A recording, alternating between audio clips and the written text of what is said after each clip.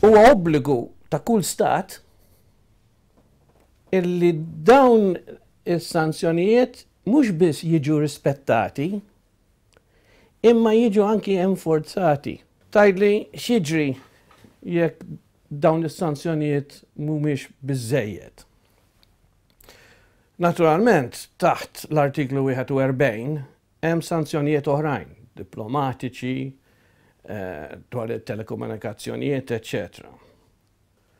Però hemm ukoll, u Alla ħares qatt naslu f'dan l-istat, illi taħt l-artiklu 42 taċ-Charter jista' il-Kunsill tas-Sigurtà jiddeċiedi illi jieħu s-sanzjonijiet bl-użu ta' forza.